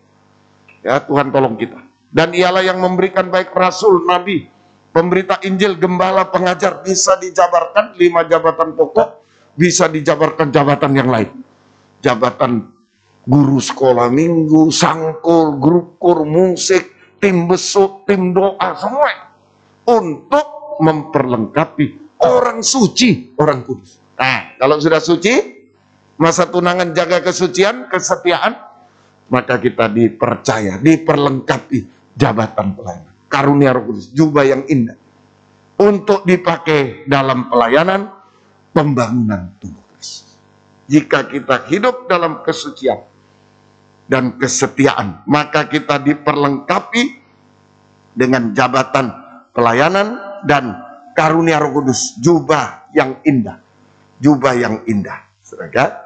Itu sehingga saudara kita dipakai dalam pelayanan pembangunan tubuh Kristus yang sempurna, dipakai dalam pelayanan pembangunan tubuh Kristus yang sempurna. Puji Tuhan. Tuhan tolong kita semua. Ayo di Poso nanti bulan 11 ya, kita akan dipakai dalam doa, dalam apapun yang bisa kita lakukan. Bisa ikut serta dan seterusnya. Tuhan akan tolong kita semua. Semoga kita bisa mengerti. Kalau tidak dipakai pembangunan tubuh, dipakai Babel. Itu saja. Terakhir, yang ketiga, pengenalan ketiga, mengenal Yesus sebagai mempelai pria surga. Suami mengenal Yesus sebagai mempelai pria surga, sama dengan menempatkan Yesus sebagai kepala. Suami itu kepala. Mengenal Yesus sebagai mempelai pria surga sama dengan menempatkan Yesus sebagai kepala yang bertanggung jawab atas hidup kita sampai mati di bukit tengkorak. Kepala jadi tengkorak, kepalanya orang mati untuk tanggung jawab atas tubuhnya, atas istrinya. Tubuh itu istri, kepala itu suami. Jangan ragu. Ini mengenal Yesus mempelai pria surga, menempatkan Yesus sebagai kepala yang bertanggung jawab sampai mati di bukit tengkorak. Itu tanggung jawab sampai mati di bukit tengkorak, menjadi tengkorak. Tanggung jawab atas hidup kita. Ya, nah, buktinya kalau kita mengenal Yesus sebagai mempelai pria, menempatkan Yesus sebagai kepala, buktinya tidak ada kekhawatiran. Tidak ada kekhawatiran lagi. Nah, itu bukti menempatkan Yesus sebagai kepala, tidak ada kekhawatiran. Bukti kedua ada leher. Kepala, tubuh, ada lehernya. Leher sama dengan kita menyembah Tuhan, menyerahkan seluruh hidup kepada Dia, Yesus kepala. Nah, ini bukti kalau kita mengenal Yesus mempelai pria surga, kepala, tidak khawatir, tidak ada kekhawatiran lagi tentang apa yang dimakan, diminum, tentang masa depan, tidak ada kekhawatiran. Kita tenang. Tidak ada kekhawatiran, kita damai sejahtera, enak dan ringan. Kedua, kalau menempatkan Yesus kepala, mengenal Yesus sebagai mempelai, ada leher. Kepala dengan tubuh itu hubungannya leher. Kita bisa menyembah kepada Tuhan, menyerahkan seluruh kehidupan kita kepada Tuhan. Menyerahkan seluruh kehidupan kita kepada Tuhan. Maka Tuhan yang mengerti, memperdulikan dan bergumul untuk kita semuanya sampai mati di bukit tengkorak. Nah, ini tidak ada kekhawatiran lagi, damai hati, sembah Dia. Terserah Engkau Tuhan, saya serahkan semua kepada. Tuhan akan mengerti keadaan kita, memperhatikan, memperdulikan sampai bergumul untuk kita semua sampai mati di bukit tengkorak. Hasilnya, pertama, leher penyembahan, lihat saya, jalannya tubuh kepada kepala. Dari tubuh mau ke kepala itu lewat leher. Ini nomor 1 hasilnya. Leher adalah jalannya tubuh terhadap kepala. Jalannya supaya kita menjadi sempurna seperti dia. Itu leher. Tubuh ke kepala. Artinya tubuh itu kita, kepala itu Yesus sempurna. Kita belum sempurna. Nah, ini jalannya supaya kita bisa menjadi sempurna seperti dia. Artinya, lewat doa penyembahan yang benar, ditambah doa puasa, doa semalam, kita mengalami pembaharuan hidup, keubahan hidup dari manusia daging menjadi manusia rohani seperti kepala, seperti Yesus. Mulai dari taat dengar-dengar sampai daging tidak bersuara, tunduk. Gunanya leher itu tunduk, bukan tola-tole. Bukan tola-tole, lihat manusia, lihat muka. Leher ini menempatkan Yesus kepala hanya untuk tunduk. Ya Tuhan, ya Abba, ya Bapa. Taat dengar-dengaran sampai daging tak bersuara. Tunduk. Tunduk kepada Tuhan. Ya, maka dia akan meninggikan pada waktunya. 1 Petrus 5 ayat 6. Kalau kita tunduk, kita ada di bawah tangan Tuhan yang kuat. Ayat 5 itu tunduk. Ayat 6 berada di bawah tangan Tuhan yang kuat supaya kamu ditinggikannya pada waktunya. Kita ditinggikan pada waktunya. Nah, ini saudaraku, tunduk kita ditinggikan pada waktunya. Ditinggikan pada waktunya. Itu ada masa depan berhasil indah. Nah, kita tidak akan jatuh oleh dosa-dosa. Kita tetap bersama Tuhan. Itu ditinggikan pada waktu, dimuliakan oleh Tuhan. Nah, ini taat dengan, dan mujizat jasmani juga terjadi. Mustahil menjadi tidak mustahil. Tuhan tolong. Ini jalannya tubuh terhadap kepala, leher. Banyak menyembah untuk terjadi pembaruan hidup. Taat sampai daging dan tunduk. Oh, betul-betul kita ditinggikan pada waktu. Yang jatuh ditinggikan. Yang jatuh akan dipulihkan. Yang merosot akan dipulihkan. Menyembah kepada Tuhan. Merosot ekonomi, merosot pelayanan, merosot apa saya, merosot kesucian, merosot kebenaran akan dipulihkan, akan diangkat. Ditinggikan pada waktu. Tuhan tolong kita. Kemudian yang kedua terakhir, jalannya kepala kepada tubuh, leher. Jalannya kepala kepada tubuh. Artinya, kepala bisa memberikan segala sesuatu kepada tubuh.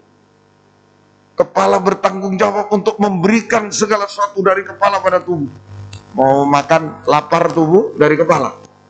Kecuali sakit, abnormal sakit pakai infus.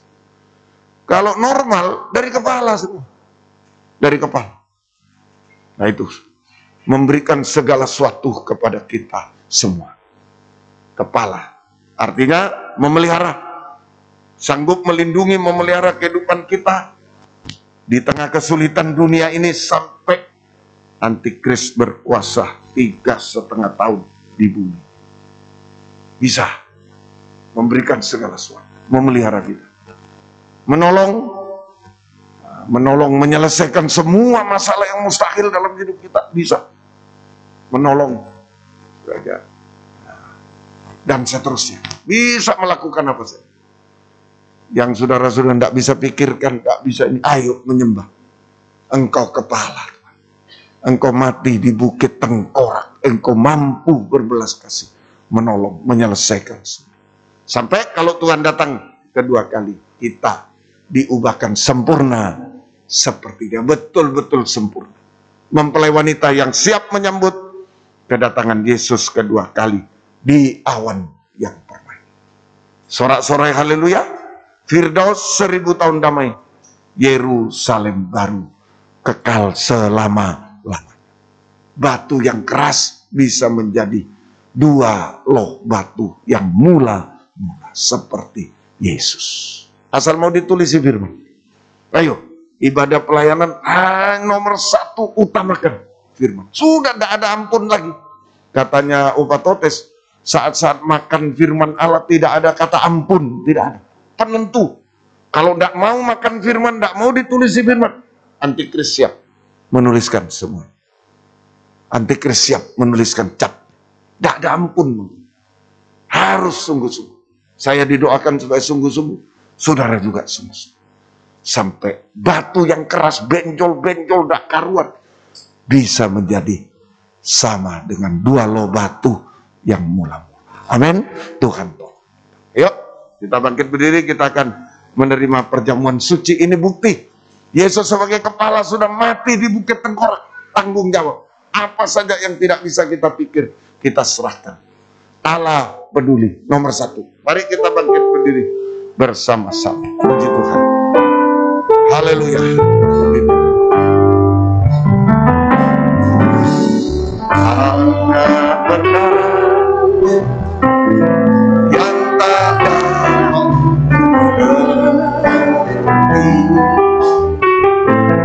mengapa terjadi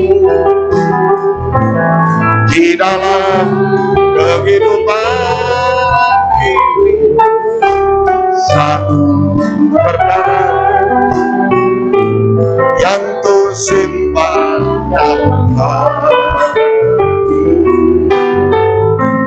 tiada sesuatu jadi tanpa Allah peduli.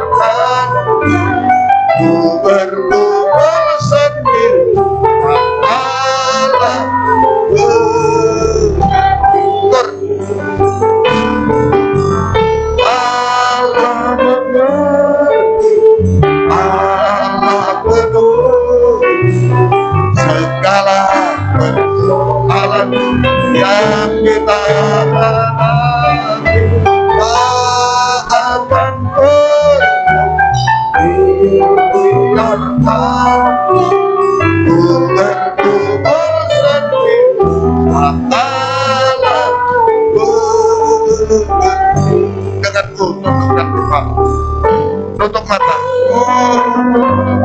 Ada Yesus kepala. Yesus sahabat orang berdosa.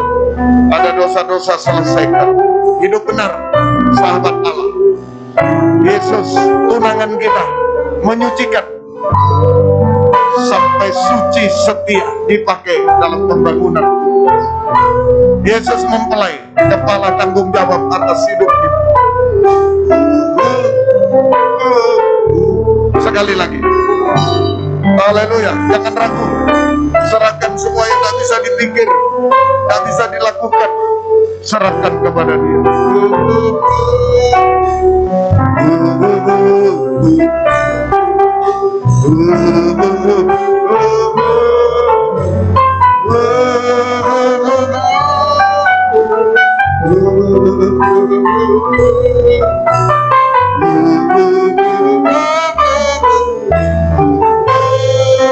Tak akan pernah dibiarkan ada yang mau mengangkat 2 tangan ke atas.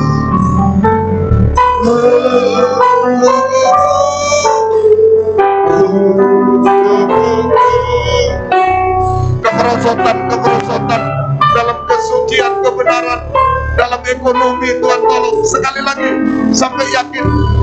Haleluya, haleluya.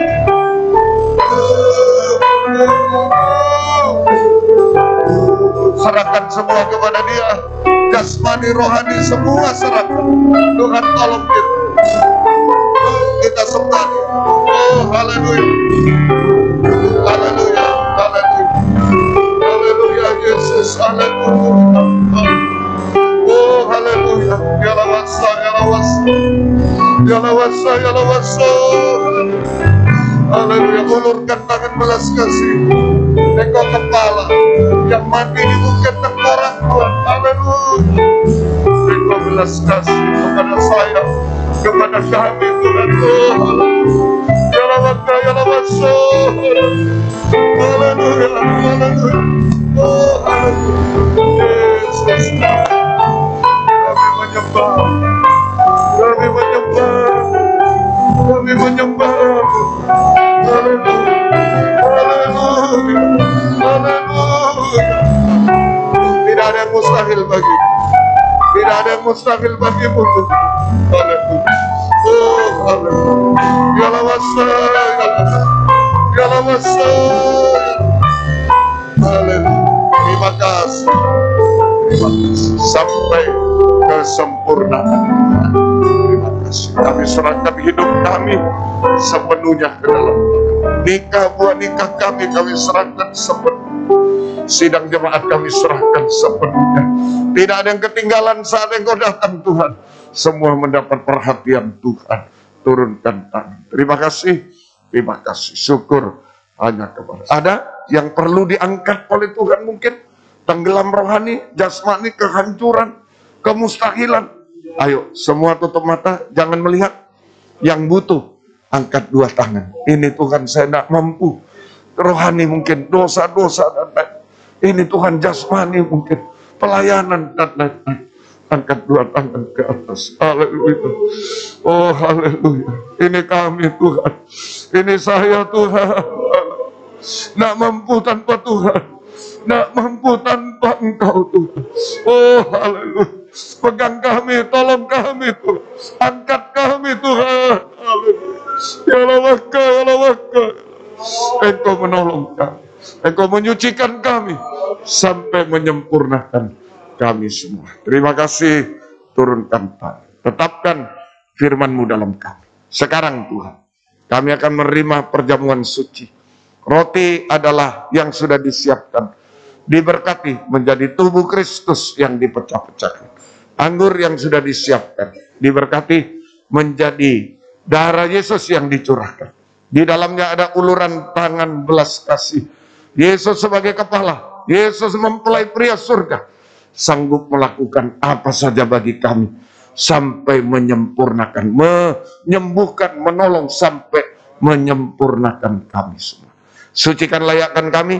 Ampunilah segala dosa kami. Bubuhkan berkat atas perjamuan suci ini. Dalam nama Tuhan Yesus Kristus kami sudah berdoa. Haleluya. Amin. Silakan duduk kembali. Puji Tuhan. Kita menyanyi lagi kornya.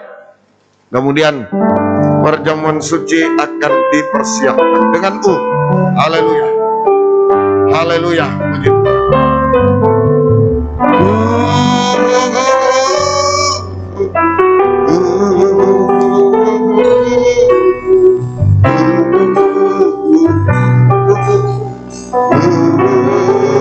Kita bangkit berdiri bersama-sama. Letakkan di dada.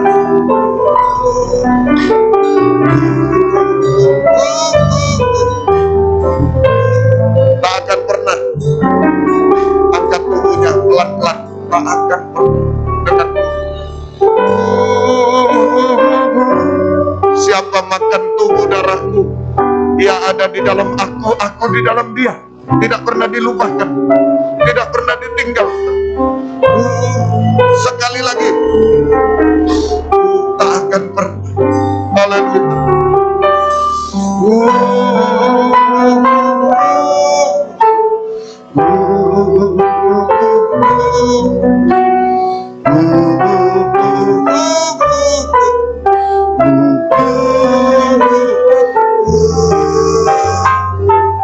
Haleluya. Haleluya. Kami yakin Engkau kepala sudah jadi tengkorak Tuhan. Bertanggung jawab atas hidup kami. Terima kasih Tuhan. Terima kasih. Dengarkan firman Tuhan. Sebab apa yang telah kuteruskan kepadamu, telah kuterima dari Tuhan, yaitu bahwa Tuhan Yesus pada malam waktu Ia diserahkan mengambil roti, Dan sesudah itu ia mengucap syukur atasnya. Ia memecah-mecahkannya dan berkata, inilah tubuhku yang diserahkan bagi kamu. Perbuatan ini menjadi peringatan akan aku. Ingat Yesus. Kita makan bersama-sama dalam nama Tuhan Yesus Kristus.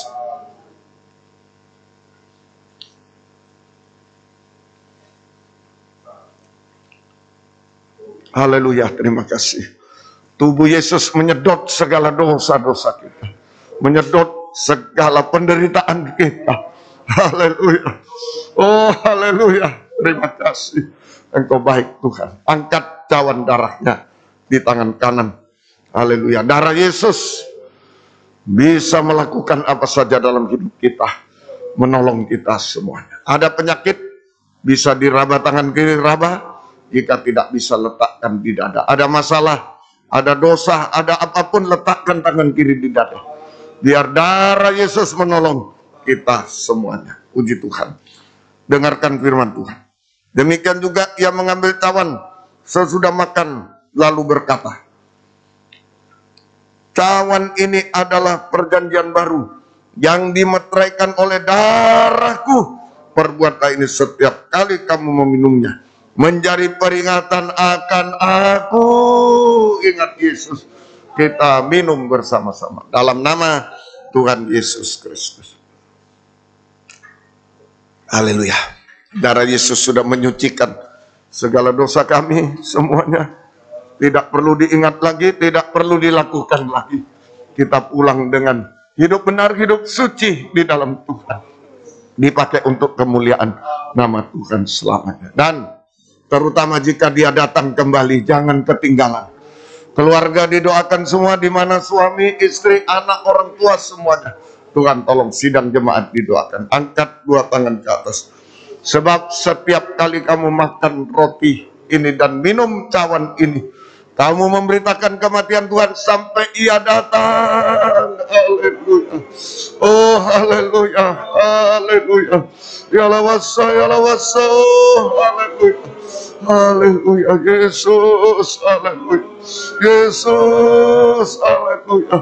Engkau baik bagi kami Tuhan. Haleluya. Tidak ada yang ketinggalan jika Engkau datang. Engkau tolong kami semua Tuhan. Engkau tolong kami semua. Terima kasih Tuhan, terima kasih. Syukur hanya kepadamu Tuhan. Terima kasih dalam nama Tuhan Yesus Kristus kami berdoa. Terima kasih Tuhan, terima kasih. Demikian kami berdoa untuk sidang jemaat di Mojokerto. Tuhan memberkati mereka dengan berkat rohani, jasmani, berkat rumah tangga. Merasakan suasana firdaus selalu dalam hidup mereka. Dan mereka selalu mengucap syukur kepada Tuhan, menjadi saksi Tuhan senantiasa. Tuhan tolong kiranya Tuhan, semua kesulitan-kesulitan, kemustahilan, Tuhan menolong, Tuhan berkemurahan. Terima kasih Tuhan, terima kasih. Demikian juga yang sekolah kuliah berikan hikmat, akal budi, naik kelas baik, lulus baik, nama Tuhan dipermuliakan. Terima kasih. Hiburkanlah sidang jemaat ini yang baru ditinggal oleh ibu kekasih. Itulah Ibu Lydia Adiwijaya Tuhan. Oh Tuhan, berikan penghiburan, kekuatan dari surga. Pakailah Tuhan Bapak Stephen, Tuhan Adiwijaya, Tuhan Engkau tolong kiranya kami serahkan dalam tangan-Mu. Pakai dia menjadi gembala di sana Tuhan. Bukakan firman, urapi selalu. Nama Tuhan dipermuliakan. Terima kasih Engkau selalu mengingat sidang jemaat ini Tuhan. Sampai Engkau datang kembali kedua kali. Terima kasih, syukur kepadamu Tuhan. Engkau sudah memperhatikan, memperdulikan, bergumul bagi kami semua Tuhan. Berkatilah sidang jemaat, apapun yang diusahakan kerjakan. Buka jalan omset-omset yang menurun, Engkau tolong semua Tuhan. Hutang piutang Engkau tolong semua. Buka jalan, mencari pekerjaan, buka jalan semua. Terima kasih. Demikian juga yang sekolah kuliah berikan hikmat-Mu, pertolongan-Mu. Naik kelas baik, lulus baik, nama Tuhan diagung muliakan. Terima kasih Tuhan. Pengorbanan-pengorbanan untuk pekerjaan Tuhan, balaskanlah berkat berlipat kali ganda. Terima kasih Tuhan. Terima kasih. Syukur hanya kepadamu Tuhan. Terima kasih. Terima kasih. Biar berkat-Mu dan damai sejahtera-Mu dalam persekutuan dengan Allah Bapa, Allah Sang Putra, dan Allah Roh Kudus, dalam nama Tuhan Yesus Kristus menyertai kami sekalian, mulai saat ini sampai selama-lamanya. Haleluya. Amin. Selamat malam. Tuhan memberkati kita semua.